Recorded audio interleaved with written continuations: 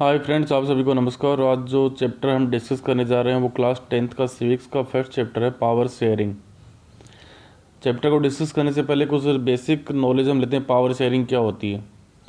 देखिए, normally power sharing जैसा हिंदी इसका मीनिंग होगा सत्ता में विभाजन, यानी किसी भी पावर को डिवाइड करना, पावर को अलग अलग तरीके से शेयर करना। अब हम बेसिक एग्जांपल से समझें कि पावर शेयरिंग की ज़रूरत क्यों होती है, why we need the power sharing. देखिए, सिंपल सा यदि हम अपने घर का ही एग्जांपल लेते हैं, मान लीजिए कि घर में पेरेंट्स में मान लीजिए केवल पापा हैं, वो ही सारे डिसीजन ले रहे हैं और हर चीज़ में उनकी यदि पूरी तरह से इंटरफेयर रहेगा कि आपको क्या खेलना है, कब खेलना है, कब उठना है, कब स्कूल जाना है, नहीं जाना है, कौन सी बुक आपको पढ़नी है, आपका टाइम टेबल कैसा होगा, अभी आपको पहले मैथ्स पढ़ना है या साइंस पढ़नी है, मतलब आपके इंटरेस्ट का कुछ पूछा ही नहीं जा रहा है। टीवी में भी पूरे दिन उनकी पसंद के ही चैनल आप देख रहे हो, पूरे दिन न्यूज़ चैनल आपके घर में चलते रहते हैं और ना आपको कार्टून देखने को मिल रहा है, ना आपकी पसंद का चैनल आप देख पा रहे हो।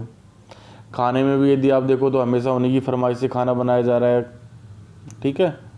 और किसी से कोई डिसीजन नहीं लिया जा रहा है, ना किसी की इच्छा पूछी जा रही है, ना आपकी मदर से कुछ पूछा जा रहा है, ना आपसे पूछा जा रहा है। तो इस प्रकार से ऐसे घर में क्या होगा, धीरे धीरे जो एनवायरनमेंट है वो कैसा होगा, एकदम कैसा होगा आप खुद सोच सकते हो। जो आपके घर का एनवायरनमेंट है एकदम से तनावपूर्ण हो जाएगा। लेकिन यदि ये डिसीजन लेने की इसी पावर को यदि आपके पापा हैं वो आपके साथ अपनी आपकी मम्मी के साथ भी शेयर कर लें, तो घर का माहौल क्या एकदम शांतिमय रहेगा, एकदम पीसफुल रहेगा और सभी खुशी से रहेंगे, ठीक है। मान लीजिए उनको न्यूज़ अच्छी लगती हैं तो वो टाइम को डिसाइड कर सकते हैं कि भाई शाम को 1 घंटे वो न्यूज़ उनको देखनी है, बाकी टाइम दिन में आपकी मम्मी टीवी देख सकती है। दो अगर किसी दिन क्रिकेट का मैच आ रहा है तो आप भी उसको एंजॉय कर सकते हो, यदि आपकी छुट्टी है तो आप कार्टून भी देख सकते हो। इस प्रकार से डिसीजन लिए जाए तो घर में सभी लोग खुश रहेंगे, ओके। तो इसको बोलते हैं पावर शेयरिंग, कि किसी एक पर्टिकुलर पर्सन के पास यदि पावर है तो वो अपनी पावर को किस प्रकार से शेयर कर ले। अब यहाँ पे मैंने फादर का एग्जांपल इसलिए लिया कि इंडिया में जो पैट्रियार्कल सोसाइटी है, इंडिया में जो पितृसत्तात्मक समाज है, इसमें नॉर्मली हमारी फैमिलीज में जो पावर है वो घर के मुखिया के पास रहती है। तो घर का जो मुखिया है जो वो यदि अपनी पावर को अपने बाकी घर के सदस्यों के साथ शेयर कर ले तो उस घर में जो एनवायरनमेंट है वो बहुत ही पीसफुल रहता है। और यदि वो अपनी पावर को शेयर नहीं करता है तो ऐसे घरों का जो एनवायरनमेंट है वो बहुत ही एकदम मतलब अनपीसफुल टाइप रहता है, ठीक है। वहाँ पे हर आदमी टेंशन में रहता है। तो यहाँ पे इस चैप्टर में छोटा सा चैप्टर है जिसमें हम 2 कंट्रीज़ की बात करेंगे, बेल्जियम और श्रीलंका की, और दोनों कंट्रीज़ में क्या क्या प्रॉब्लम्स थी, उनके अंदर क्या कॉन्फ्लिक्ट्स थे और उन्होंने कैसे उन कॉन्फ्लिक्ट्स को सॉर्ट आउट किया और उस सॉर्ट आउट में पावर शेयरिंग ने कैसे उनकी हेल्प की, ये इस चैप्टर में डिस्कस करना है। तो Belgium is a small country in Europe. Belgium Europe के अंदर एक छोटा सा देश है, smaller in area than the state of Haryana, जो कि जो हमारा हरियाणा स्टेट है उससे भी छोटा है। मतलब हरियाणा एक छोटा सा स्टेट है हमारे इंडिया में, उससे भी छोटा बेल्जियम है। बेल्जियम का जो बॉर्डर है वो फ्रांस, नीदरलैंड, जर्मनी और लग्जमबर्ग कंट्रीज़ के साथ लगा हुआ है। बेल्जियम की जो सीमाएँ इन 4 कंट्रीज़ के साथ लगी हुई है। तो एमसीक्यू के लिए सारी चीज़ ध्यान रखना। हो सकता है सीधा सिंपल सा क्वेश्चन पुटअप कर दें कि बेल्जियम इंडिया किस स्टेट से छोटा है, तो उसका आंसर हरियाणा होगा। It has a population of a little over 1 crore, about the half population of Haryana. इसकी जो जनसंख्या है वो लगभग 1 करोड़ से थोड़ी सी ऊपर है, जो कि हरियाणा की आधी जनसंख्या के बराबर है, ओके। लेकिन यहाँ पे समस्या क्या हो रही है, फिर किस प्रकार की समस्या उनके सामने आ रही है, ओके। समस्या सिंपल सी ये है कि वहाँ पे पावर शेयरिंग की प्रॉब्लम है। कुछ लोग येस की तरफ हैं, कुछ लोग नो की तरफ हैं और कुछ लोग कहीं नहीं है, एकदम मिडिल के अंदर है। तो ऐसी जब कंडीशन आती है तो किसी भी कंट्री के अंदर कॉन्फ्लिक्ट्स में बहुत सारे बढ़ जाते हैं। अब ये जो बेल्जियम की जो कंडीशन है उसकी हम बात करते हैं कि वहाँ पे किस टाइप के लोग रहते हैं। The ethnic composition of this small country is very complex. यहाँ की जो एथनिक कंपोजिशन है, यानी लोग जिस नस्ल से रिलेटेड हैं वहाँ वो बहुत ही कॉम्प्लेक्स सिचुएशन है। तो यहाँ पे जो सिचुएशन है वो कॉम्प्लेक्स किसी रिलीजन या उसके अकॉर्डिंग नहीं, बल्कि लिंग्विस्टिक प्रॉब्लम है यहाँ पे। यानी जिस भाषा को लोग बोलते हैं उसके अकॉर्डिंग भी इनकी जो पॉपुलेशन है वो बहुत ही कॉम्प्लेक्स पॉपुलेशन है। कंट्री की जो टोटल पॉपुलेशन है उसका 59% है वो फ्लेमिश रीजन है, यानी फ्लेमिश नाम से उनका एक राज्य है वहाँ पे रहता है और डच लैंग्वेज को बोलता है। यानी कंट्री की टोटल पॉपुलेशन में से 59% लोग वो हैं जो कि डच लैंग्वेज को बोलते हैं। Another 40% people live in the Wallonia region and speak French. और वेलोनिया रीजन में रहने वाले दूसरे जो लोग हैं वो 40% के आसपास हैं जो कि फ्रेंच लैंग्वेज को बोलते हैं। तो टोटल कितना हो गया, 59 + 40 99%। और बचा हुआ जो 1% है वो बेल्जियन लोग हैं, वो जर्मन लैंग्वेज को बोलते हैं। तो यहाँ की कॉम्प्लेक्स सिचुएशन में यदि आप देखोगे तो जो लोग हैं वो 3 लिंग्विस्टिक ग्रुप में बटे हुए हैं और जो मेनली मानो तो 2 ही लिंग्विस्टिक ग्रुप हैं, एक तो बहुत ही माइनॉरिटी केवल 1% ही है, तो एक तो डच स्पीकिंग पीपल है और एक फ्रेंच स्पीकिंग पीपल है। और दूसरा कॉम्प्लेक्स सिचुएशन ये है कि in the capital city of Brussels, जो बेल्जियम की जो कैपिटल है, बेल्जियम की जो राजधानी है उसका नाम ब्रुसेल्स है। ब्रुसेल्स में जो 80% पॉपुलेशन है वो फ्रेंच लैंग्वेज बोलती है और 20% पॉपुलेशन है वो डच लैंग्वेज बोलती है। यानी कि जो राजधानी का जो शहर है वहाँ पे फ्रेंच लोग हैं वो मेजोरिटी के अंदर हैं और डच लोग हैं वो माइनॉरिटी के अंदर है। ओके, ये है इनकी एथनिक कंपोजिशन।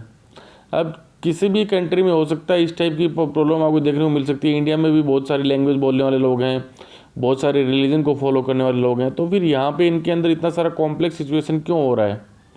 तो उसका सिंपल सा जो रीज़न आप इसके पीछे देखोगे तो रीज़न सिंपल से है कि जो डच लोग हैं वो पॉपुलेशन में 59% है, जनसंख्या में भले ही वो 59% है, लेकिन देश के जो रिसोर्सेज हैं वो उनके ऊपर उनका अधिकार कम है। यानी कि ज़्यादातर जो डच पीपल है उनमें से most of the Dutch speaking people are poor, और फ्रेंच पीपल जो कि केवल 40% है, यानी कि जो कि डच के कंपैरिजन में माइनॉरिटी के अंदर है, उनकी कंडीशन थोड़ी ठीक है। इसी प्रकार से जो किसी भी कंट्री की जो कैपिटल होती है वो एक इम्पोर्टेंट सिटी मानी जाती है। तो यहाँ की जो कैपिटल ब्रुसेल्स है, ब्रुसेल्स में भी जो मेजोरिटी है वो फ्रेंच लोगों की है, जबकि पूरे कंट्री में वो माइनॉरिटी में है, लेकिन देश की कैपिटल के अंदर वो मेजोरिटी के अंदर है। और पूरे देश में मेजोरिटी में डच लोग हैं, लेकिन देश की कैपिटल सिटी में वो माइनॉरिटी के अंदर है। तो इसीलिए यहाँ पर जो फ्रेंच और डच लैंग्वेज के जो लिंग्विस्टिक ग्रुप्स हैं उनके बीच में एक कॉम्प्लेक्स प्रॉब्लम है, एक टेंशन है। ये बेल्जियम को यदि आप यूरोप के मैप के अंदर आप देखोगे तो एक साइड में नदर्न सी लगा हुआ है इसके, एक साइड में फ्रांस है, एक साइड में लग्जमबर्ग है, और एक साइड जर्मनी और एक साइड नीदरलैंड है। तो ये 4 कंट्री से इसकी पूरी बाउंड्री लाइन लगी हुई है। तो आपने पहले बात की फ्लेमिश रीजन है, फ्लेमिश रीजन के अंदर 59% लोग हैं जो कि डच लैंग्वेज, ठीक है, डच लैंग्वेज बोलने वाले लोग फ्लेमिश रीजन में रहते हैं, और वो देश की टोटल पॉपुलेशन का कितना परसेंटेज है? 59%।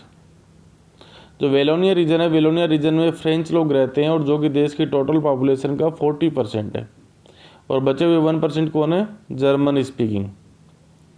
अब यदि यहाँ पर कैपिटल सिटी ब्रुसेल्स की हम बात करें तो कैपिटल सिटी ब्रुसेल्स में 80% लोग हैं वो फ्रेंच लैंग्वेज को बोलते हैं और 20% लोग हैं वो डच लैंग्वेज को बोलते हैं। ओके, अब यहाँ पे है कि the minority French speaking community was relatively rich and powerful. तो जो कंट्री के अंदर जो संख्या के अकॉर्डिंग यदि हम नंबर्स की बात करें तो डच स्पीकिंग पीपल हैं वो ज़्यादा हैं, फ्रेंच स्पीकिंग पीपल हैं वो डच के कंपैरिजन में माइनॉरिटी में हैं। लेकिन यहाँ पे प्रॉब्लम ये है कि माइनॉरिटी में जो फ्रेंच स्पीकिंग पीपल हैं वो डच के कंपेरेटिवली, डच के रिलेटिवली ज़्यादा रिच और पावरफुल है। This was resented by the Dutch speaking community who got the benefit of the economic development and education much later. और इसका यहाँ पे लगातार डच कम्युनिटी के द्वारा विरोध किया जाता है, क्योंकि डच कम्युनिटी को नॉर्मली यहाँ के जो इकोनॉमिक डेवलपमेंट है, जो आर्थिक विकास है और एजुकेशन सिस्टम है, उसका बेनिफिट फ्रेंच लोगों की कंपेरिजन में बाद में मिला है। इसलिए उनका और फ्रेंच और डच लोगों के बीच में लगातार यहाँ पे कॉन्फ्लिक्ट है। This led to tensions between the Dutch speaking and the French speaking communities during the 1950s and 60s, जिसके कारण यहाँ पर 1950s से लेकर डच और फ्रेंच स्पीकिंग पीपल्स के बीच में कॉन्फ्लिक्ट है, एक लगातार एक विरोध है उनके बीच में। The tension between the two communities was more acute in Brussels, और इन दोनों कम्युनिटीज़ के बीच में जो टेंशन है वो ब्रुसेल्स के अंदर बहुत ही ज़्यादा एक्यूट है, यानी ब्रुसेल्स में समस्या बहुत ही गंभीर है। Brussels presented a special problem that Dutch speaking people constituted a majority in the country but a minority in the capital। क्योंकि ब्रुसेल्स में सबसे बड़ी दिक्कत ये हो रही है कि जो डच स्पीकिंग पीपल है जो कि पूरी कंट्री के अंदर तो मेजोरिटी में है, लेकिन कैपिटल सिटी के अंदर वो क्या है? माइनॉरिटी के अंदर है, जिसके कारण वो हमेशा फ्रेंच लोगों से किसी न किसी प्रकार के कॉन्फ्लिक्ट में रहते हैं और फ्रेंच लोगों से वो कभी भी सेटिस्फाई नहीं होते हैं। अब हम श्रीलंका की बात करते हैं।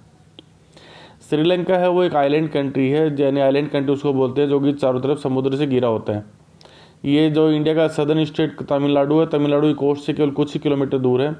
It has about 2 crore people, about the same as in Haryana. इसमें हरियाणा के समान ही लगभग 2 करोड़ की पॉपुलेशन रहती है। लाइक अदर नेशंस इन साउथ एशिया रीजन, श्रीलंका है जो डाइवर्स पॉपुलेशन। तो साउथ एशिया के जैसे बाकी दूसरी कंट्रीज, इंडिया हो गया, बांग्लादेश, म्यांमार, इन सबको देखोगे उनकी तरह ही श्रीलंका की पॉपुलेशन है वो भी बहुत ही डाइवर्स पॉपुलेशन है। The major social groups are the Sinhalese speaking. यहाँ पे जो बड़ा ग्रुप है वो सिंहली भाषा को बोलने वाला है, जो कि 74% है। And the Tamil speakers are 18%, और जो तमिल लैंग्वेज बोलने वाले हैं वो 18% है।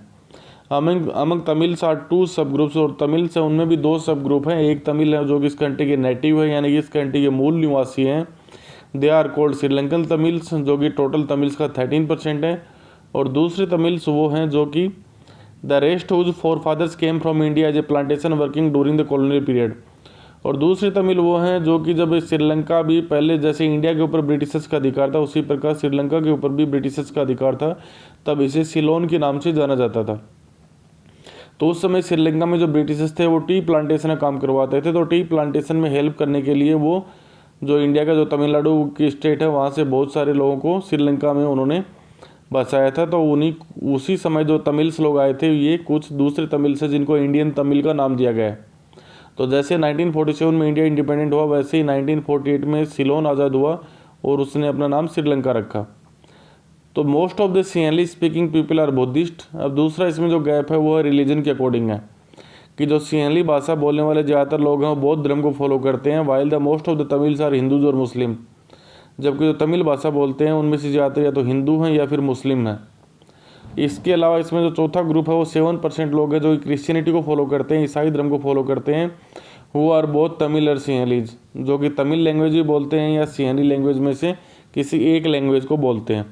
तो श्रीलंका की प्रॉब्लम को देख रहे हो आप, यहाँ पे श्रीलंका में जो डिफरेंस है, जो डाइवर्सिटी है, वो लैंग्वेज के बेस के ऊपर भी है और रिलीजन के बेस के ऊपर भी है।